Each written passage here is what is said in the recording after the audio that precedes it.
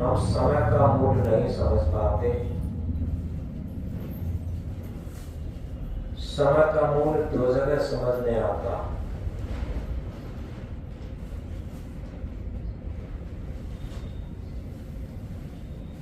एक तो कहीं ट्रेन का समय हो और अगर हम 2 मिनट लेट हो गए तब समझ में आता कि 2 मिनट पहले आ जाते।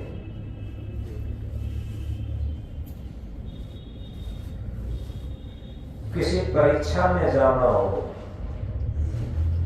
और समय से गेट बंद होता हो तब समझ में आता कि हम 2 मिनट पहले आ जाते तो गेट बंद ना होता। इसी तरीके से सत्संग का, ध्यान का,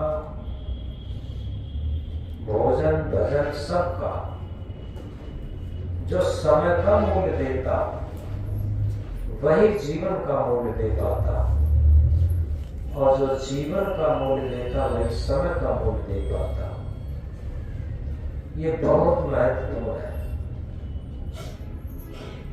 हमें कभी कभी थोड़ा लेट होना पड़ता। वैसे आज तक हम कभी सत्संग के लिए जो निर्धारित समय है उससे 1 मिनट पहले ही आ जाते, लेकिन लोग नहीं आ पाते, इसलिए बाद में मुझे आना पड़ता। सबसे बड़ी बात यही है, ध्यान की सबसे बड़ी उपलब्धि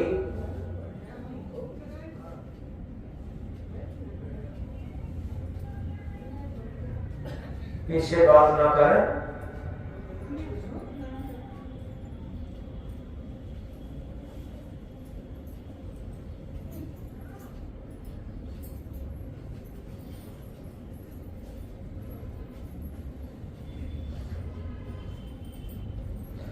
जो निर्धारित समय पर काम करना सीख जाता तो उसका मन संयमित हो जाता। समय के संयमन में मन का संयमन अपने आप आता। ये बहुत बड़ा सूत्र है। तो इसलिए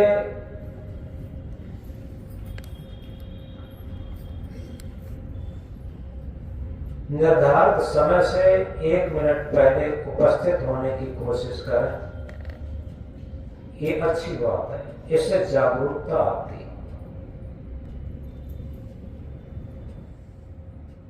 उस परीक्षा को तो हम मानते हैं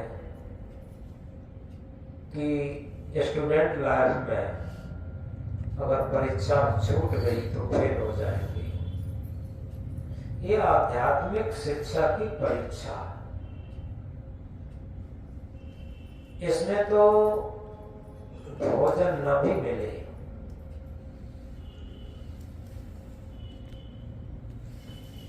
पहले जब ऋषि मुनियों का जमाना था गुरुकुली शिक्षा थी,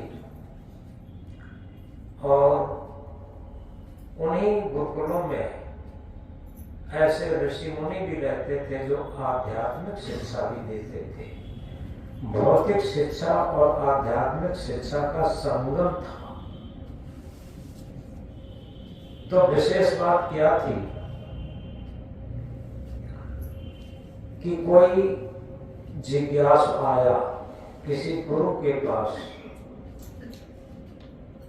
और ये कहा कि हम कोई जिज्ञासा करना चाहते हैं, प्रश्न पूछना चाहते हैं। तो उन संत गुरु ने और ऋषि मुनि ने कहा कि ठीक है, पहले तुम 2 महीने या 3 महीने गायों की सेवा करो, तब प्रश्न पूछना, और वो भी उस प्रश्न को हम जानते होंगे तो उत्तर दे देंगे, और नहीं जानते होंगे तो दूसरे ऋषि मुनि के पास ले चलेंगे, तुम्हारे प्रश्न का उत्तर दिलवाएंगे।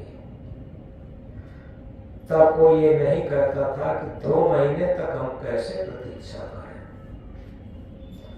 सच बात ये है, ये ध्यान शिविर 7 दिनों का है। 7 सूत्र हैं, एक एक सूत्र एक दिन में होना चाहिए। लेकिन लोगों की समय की इतनी व्यस्तता बढ़ गई है कि वो 7 मिनट में ही पूरा ध्यान सीखना चाहते हैं। ये सारी चीजें अभ्यास से आती हैं। जितना अच्छा अभ्यास होगा, पिछले सूत्र का अभ्यास नहीं कर पाए और अगले सूत्र की उत्कंठा है कि जल्दी से जल्दी पता लग जाए। हम सूत्रों को थ्योरिकल में तो जान सकते हैं, लेकिन प्रैक्टिकल में तभी जान पाएंगे जब उसका प्रयोग करके उसकी अनुभूति हमारे अंदर स्पष्ट होगी।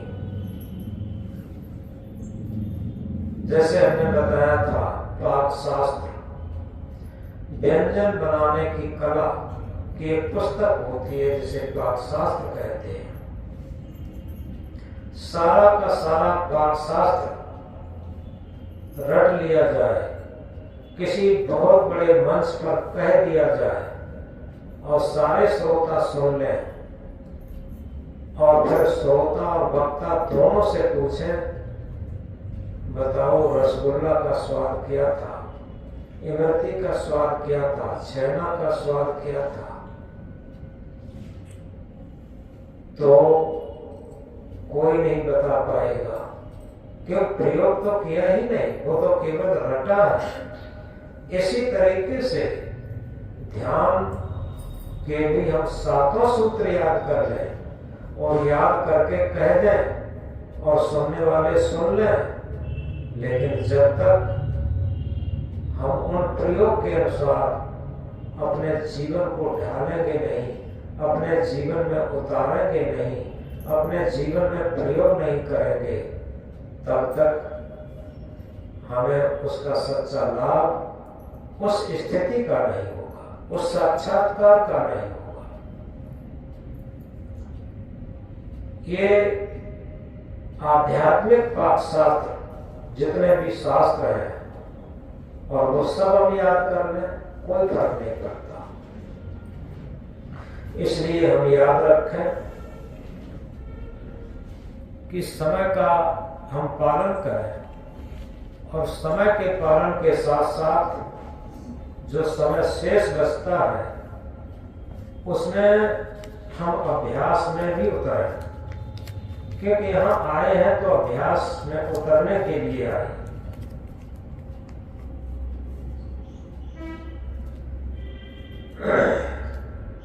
एक बात बहुत महत्वपूर्ण कहना चाहते, हम एकांत में बैठ करके आत्म अवलोकन करना सीखें। संसार का अवलोकन करना तो हम जानते हैं, दूसरों का तो अवलोकन करना जानते हैं, क्या एकांत में बैठ करके आत्म अवलोकन करना जानते हैं? आत्म अवलोकन एक बहुत ही आनंददायक असाधारण चीज है। कुछ समय बाद आपको कोई प्रयास नहीं करना पड़ेगा अगर आत्म अवलोकन करना सीख गए, क्योंकि जैसे जैसे भ्रम टूटने लगते हैं, आप ऐसी चीजों को जानने लगते हैं जिन्हें वर्णन नहीं किया जा सकता, उसकी तो केवल अनुभूति की जा सकती। इसे सच्ची खुशी कहते हैं, सच्चा आनंद कहते हैं, सच्ची शांति कहते हैं। सब कुछ बदल जाता, आपके अंदर जागरूकता आ जाती।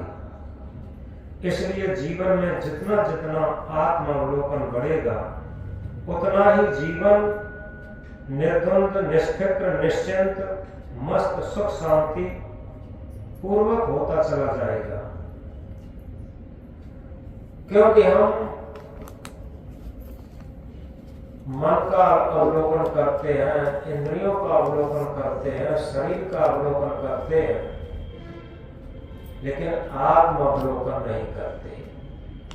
आत्म अवलोकन में हमारे जीवन का कच्चा चिट्ठा, जिसे हम समाज से छिपाना चाहते हैं, दूसरों से छिपाना चाहते हैं, वो सब सामने होता। वो सारे कुसंस्कार, खराब आदतें सब सामने होती। उसे आत्म अवलोकन कहते हैं। और जिन जिन लोगों ने आत्म अवलोकन किया, उनका ही जीवन निर्द्वंद, निर्विकार, निश्चिंत, मस्त, शांत में बना। दूसरे के अवलोकन से कुछ नहीं होगा। दोष पराये देख के चले हसंत हसंत, अपने दोष न देख ही जिनको आद न अंत।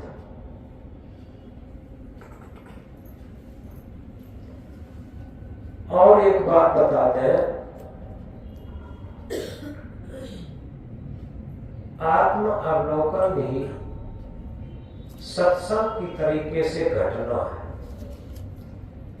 जैसे हम लोग सोचते हैं कुछ ज्ञान की बातों की चर्चा कर देना सत्संग होता है, वो नहीं होता। सत्संग में परिवर्तन आता है।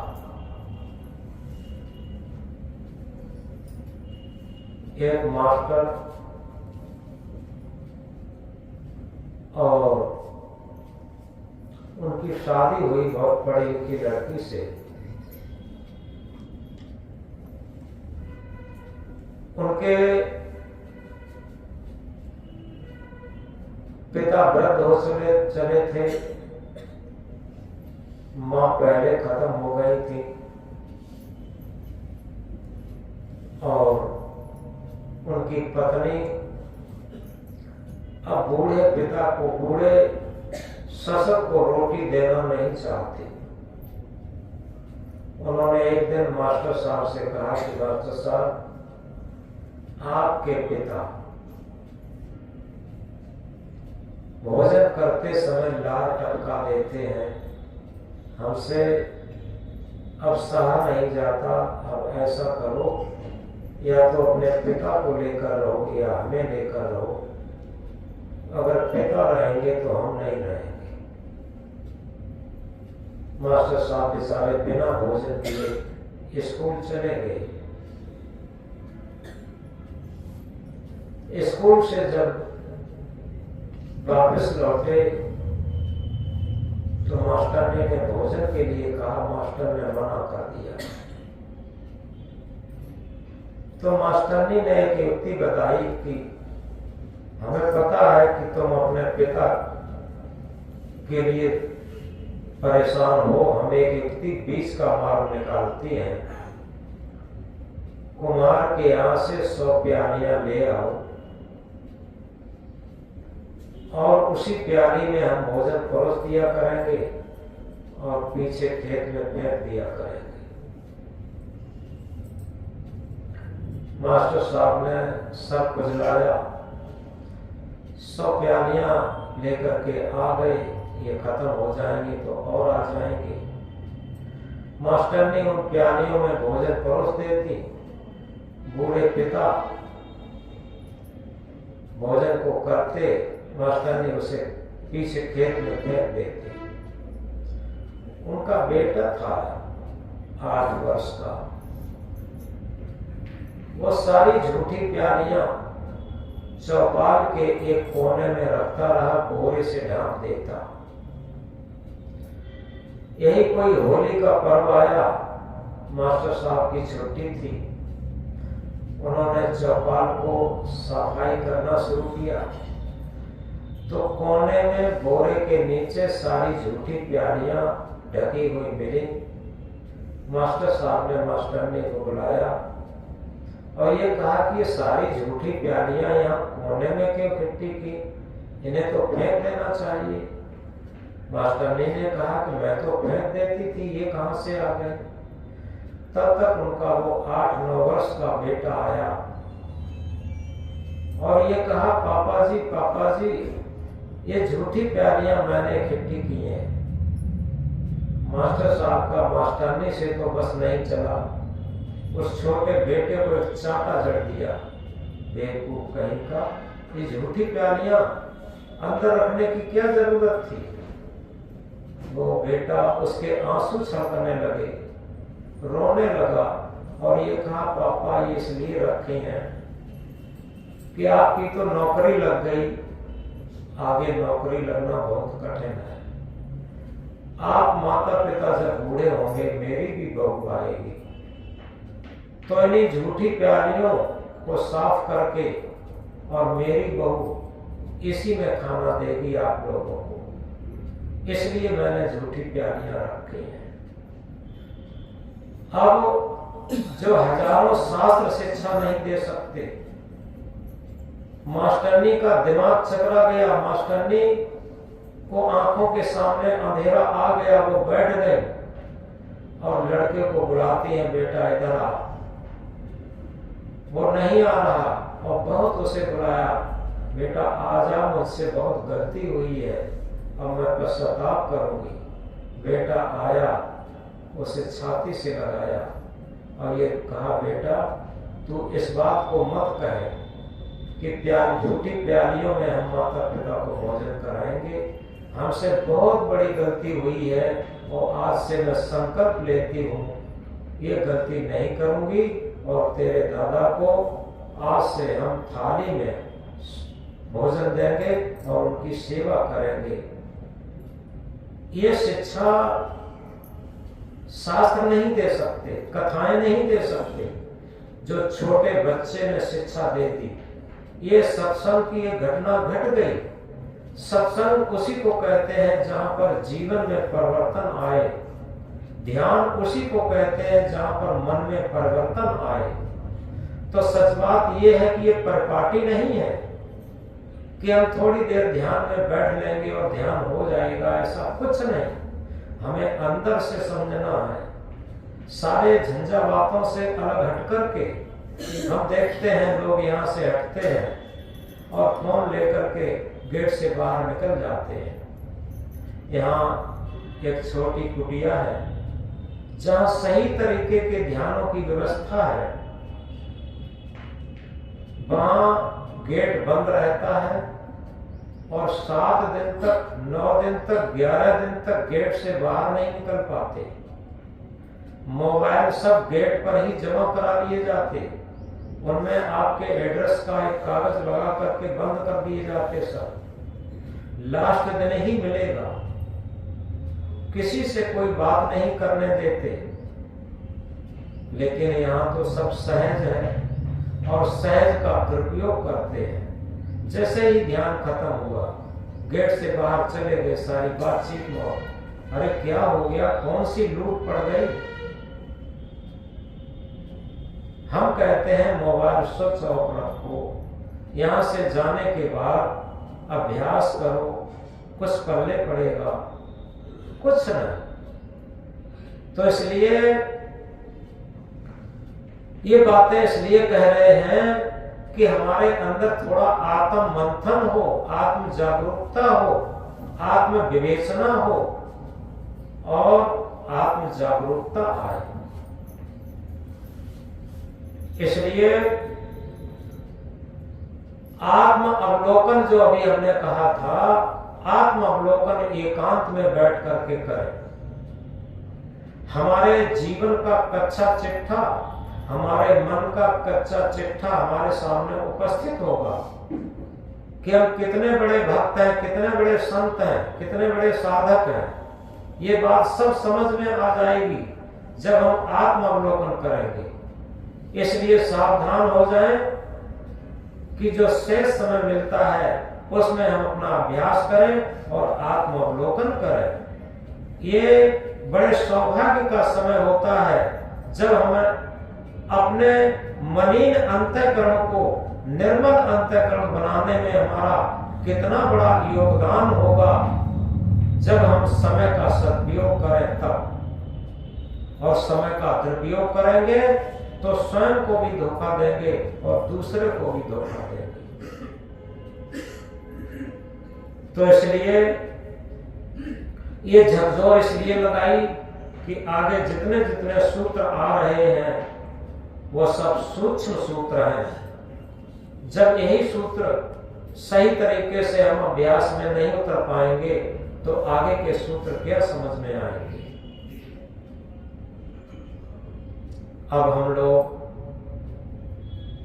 अभ्यास में उतरेंगे।